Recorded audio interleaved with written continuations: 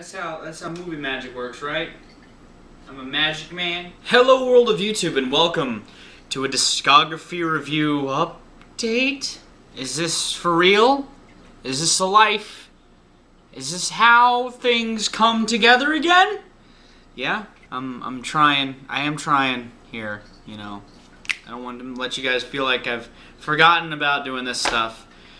But here I am today, starting hopefully what'll be a trend, because I have a list. It's over there of discography reviews I need to update with releases. And this is the one I decided to get to first because it's one that came out pretty recently and one I have positive things to say about, because some of the records that have come out from the bands that I've reviewed, I don't have that many positive things to say about, so I figured I'd start on a good note with the new Lamb of God record, VII, Sturm and Drang.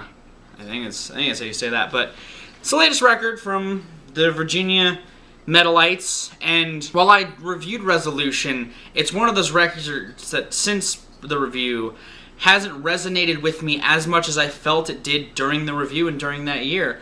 If I'm in the mood for a Lamb of God, which honestly doesn't happen that often, it's just not one of those bands I go back and listen to that frequently. It's not that I hate them, just my mood, I'm not claiming for them as much as I used to. I more go to records like Ashes or Wrath or As the Palaces Burn.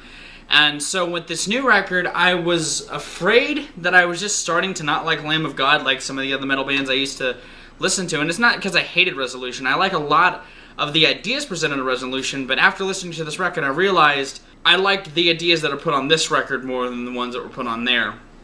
Because this record does a lot of familiar things, but some pretty new things, and I feel like it does the new things on this one better. And plus, what it brings to the table that they've done before is stuff that wasn't on Resolution that I'm happy to hear back again.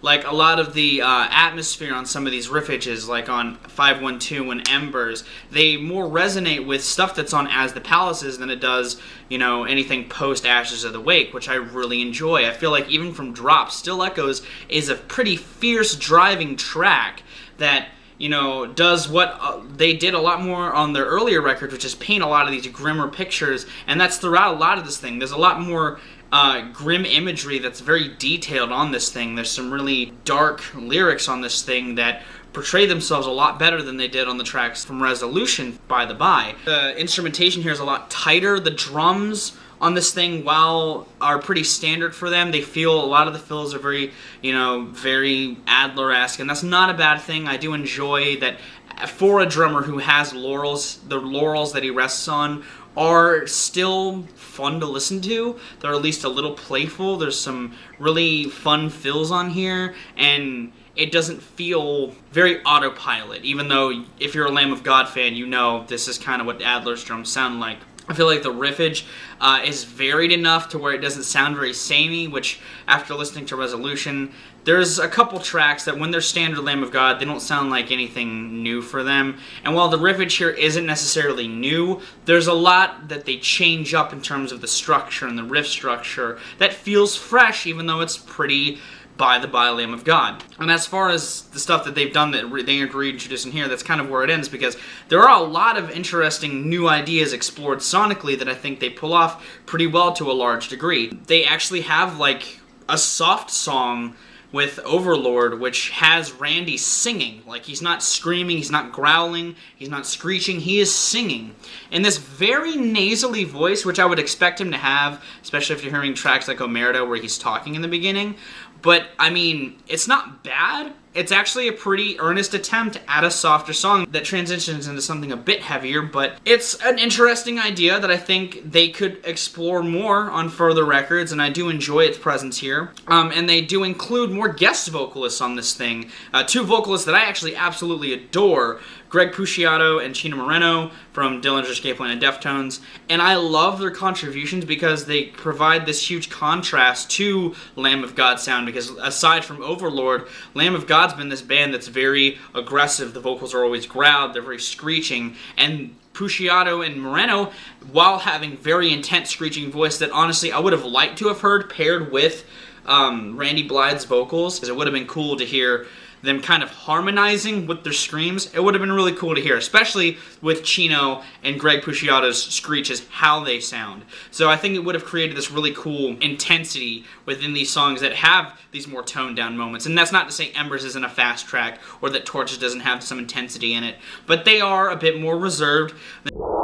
I do think provide a really good contrast to those intensity with their own melodic intensity, especially on Torches. I love the way that Puciato's voice is mixed. It's very reverb heavy, and it really adds to the atmosphere, like the guitars have done earlier on the record. Chino just kind of mostly does a lot more of Chino stuff. He sings, he has his beautiful singing voice that's there. And I do love that they have this there, and I like that Lamb of God is introducing more melody in their vocals on records, because I think it works for them. They've spent their whole career up to this point mostly having these very intense, you know, just growled vocals with a lot of these thrashy riffs that are on here. There's a lot of that. A majority of these 10 tracks have that, but it's nice to see them taking their sound and putting it into an atmosphere that's a bit more interesting because it's fresh for them. It's nice to hear them tune things down and not just write slower jams with still intense vocals, but to have them really pace themselves. And I think that it makes their record, especially this record, that has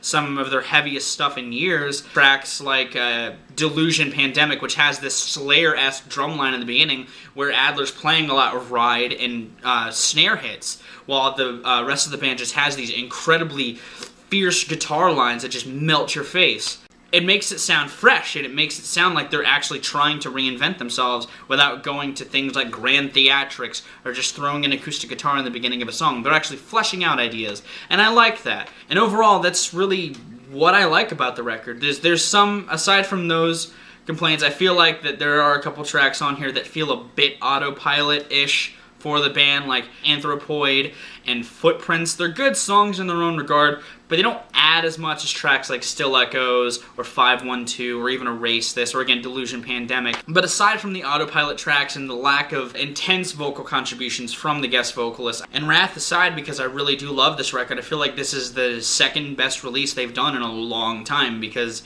in hindsight, Resolution just doesn't hold up as much as certainly this. This is something that has a lot more potential to be long-lasting than their previous record. So I definitely enjoy this thing, and I feel like if you like Lamb of God, you'll probably enjoy this as well. Those are my thoughts on VII, Sturm and Drang. Hopefully you enjoyed my review. I know a lot of you have been asking for other albums, and this is just kind of my way of showing that I have interest in doing this still, and I hopefully get to a lot of the other records that I have to do in a better fashion and a more rapid succession, but who knows what the future holds? I certainly don't. I just try to prepare for it.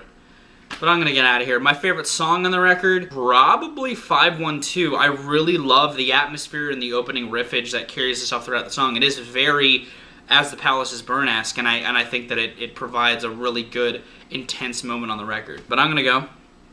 I have been Viral Rack. You guys have good days, lives, and situations, and I'll see you another day.